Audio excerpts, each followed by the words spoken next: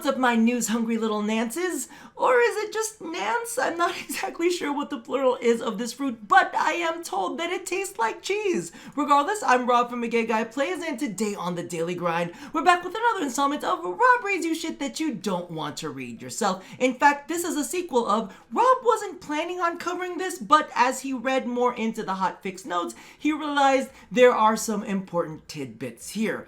But, as you can see, the Old Blood hotfix 26.0.7 has gone live, and there are some kuva lich changes, including a new dojo room, as well as some changes to Melee Phase 2. So let's go ahead and jump on in. As you can see, we are several hotfixes into the Old Blood, and we've got a sizable amount of tweaks to add to the pile. Converted Lich trading is here. If you have a converted kuva lich, you may trade them with another player who may be looking for a specific kuva lich weapon or ephemera. This system includes the use of a brand new dojo room inspired by the early war room design from the Kingpin system. Liches can only be traded once. You cannot retrade a converted lich past one person. The Crimson Branch. This room serves the purpose of trading converted kuva liches, and this is the interesting bit here, will scale up to future entries in the system with other factions. Are you telling me we gonna have kuva lich systems for the Corpus, maybe the Infested? Are the Corpus gonna be infected with Amalgam or maybe infused with Hexanon? What's going on with the Liches? Is that not Liches? The Infested, is that gonna be maybe man in the wall kind of stuff? I don't know, maybe some helmet stuff. I'm interested. I want to know more. Now, one of the things that I wanted to go ahead and point out is Rebecca actually went ahead and tweeted the Crimson Branch dojo room requires for a 30-person shadow clan. So if you want to see what that's looking for a smaller clan, that's what it is. I'm assuming that, of course, this is going to end up scaling higher for the larger clans. I was going to call them guilds. I don't know why, but that's what that is in case you were curious about the component costs. Now, back-to-back duplicates. Your kuva lich will no longer have the same weapon twice in a row. While you may get a duplicated weapon down the road, your kuva lich will have a guaranteed different weapon than its immediate predecessor. I mean, that's kind of a feels-good moment, but again, I wish that they would implement a system that kind of weighs what liches you've had in the past and what weapons they've had to kind of like weigh RNG a little bit more on our end of the spectrum. This one I'm actually very, very excited for, which is Recycle Your Requiem. 4 defiled Requiem mods can now be transmuted into a random fully charged Requiem mod. This gives them some additional use as well as helping clean up your inventory. Now, I don't know what the luck is, but legitimately, I've already gone through 2 full fast Requiem relics. So part of me is like, and we're already moving on to clearing out the 3rd one. I'm just putting that out there, okay? I don't know. Now, let's move on. There are some things that kind of happen in this area with the fixes. I'm going to point out a couple bits and pieces that I think are very, very interesting. Void Fissure missions will now appear on all Kuva Fortress nodes. Previously, only rescue/survival missions on the Kuva Fortress were eligible due to other missions having an Arcwing restriction. Now, the whole fortress is eligible. Thank freaking God. However, to this day, I still haven't mastered that rescue mission, but you know, we'll see exactly what happens. Of course, in the previous video, we actually talked about the fact that the kuva lich ephemeras are available on your sentinels and kavats. They just wanted to let you know that it's gonna be a little bit dimmer on your friends because, you know, they don't want to be blinding everybody like crazy.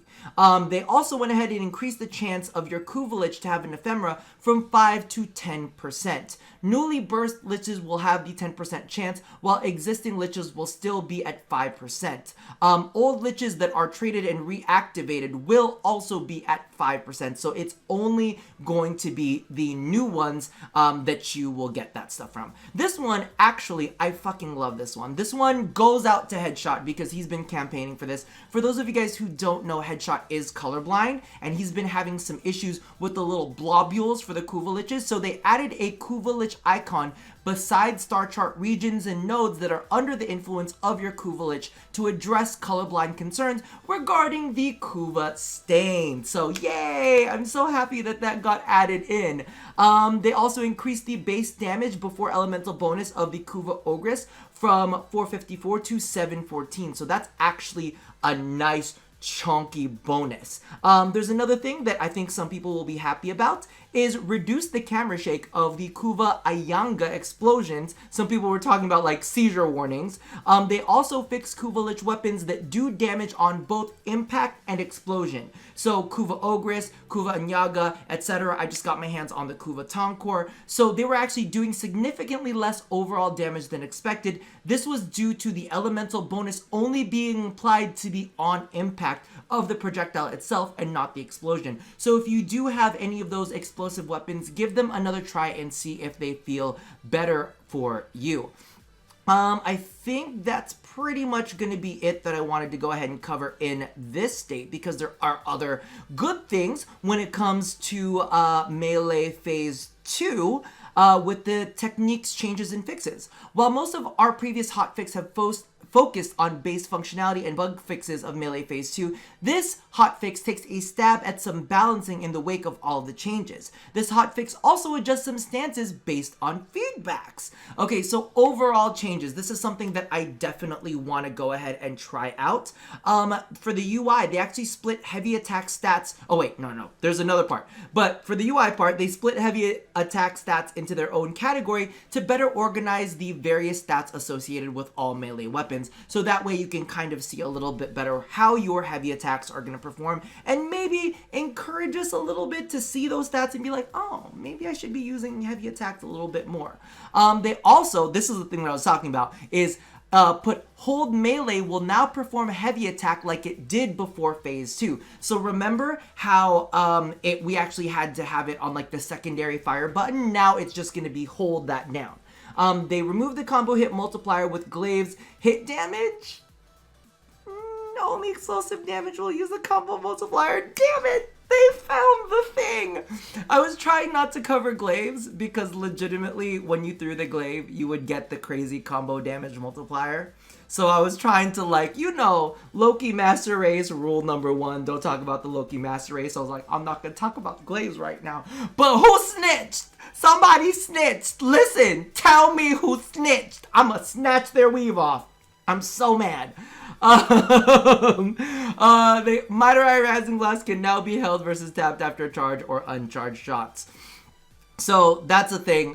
Try out your hold melees for all of your charge attacks now. Mod changes. The critical chance game has largely allowed Blood Rush to shine for active melee players. With the Steel series of mods applying at the base critical chance level, it's led to players feeling that they are obsolete. We are significantly buffing these mods to give players a different option for critical chance builds. We want to give a more upfront critical chance and hard-hitting heavy attacks to builds that don't rely on maintaining a high combo multiplier. That's actually really, really interesting. I like that. True Steel increased from 60% to 120% critical chance 2 times for heavy attacks at max rank. Sacrificial Steel increased from 88% to 220% crit chance 2 times for heavy attack at max rank. So that's actually pretty substantial. We're going to have to play around with some builds when it comes to that.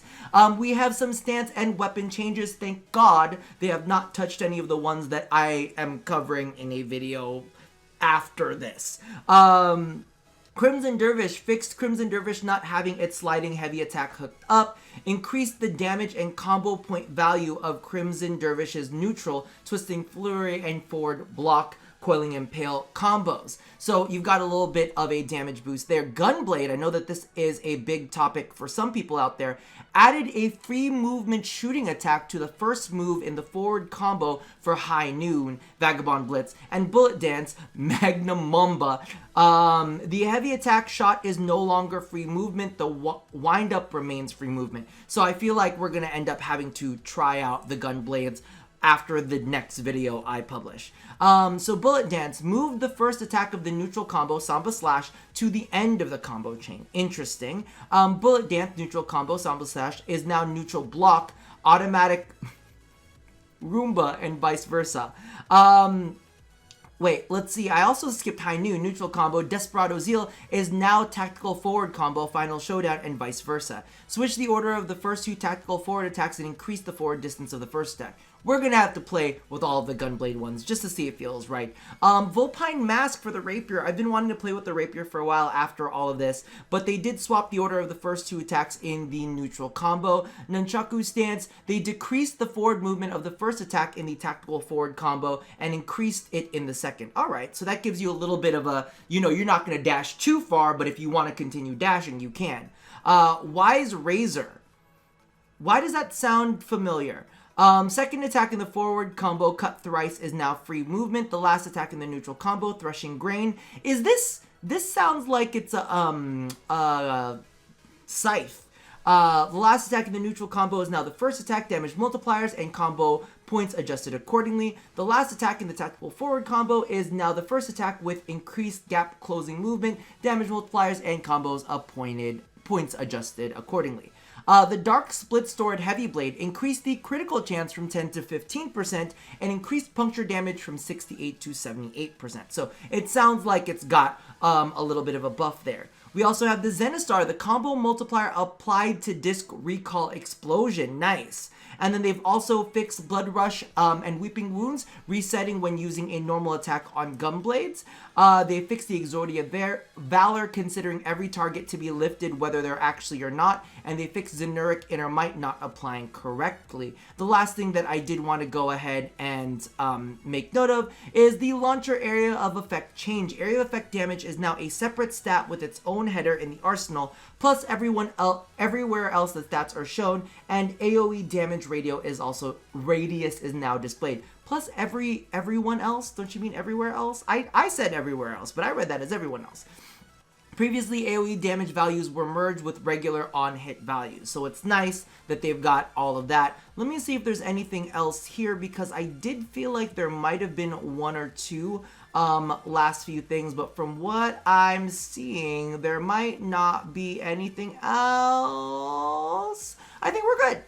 So that's going to be it for me for now. Let me know how you guys feel about all of these changes down below. Let me know if you're excited for your Crimson branch. Have you guys been getting a lot of ephemera? Because I have not gotten anything at all. In fact, who wants to trade a Kuva Lich with me? Because legitimately, I could use one of the new rifles in the Twin Stubbles. I haven't gotten them yet. Regardless, toss all of your feelings down in the comments below. And as always, love somebody, hurt nobody, and touch your body. I'll see you guys later. Bye-bye. My Nances? Nancy? Nance?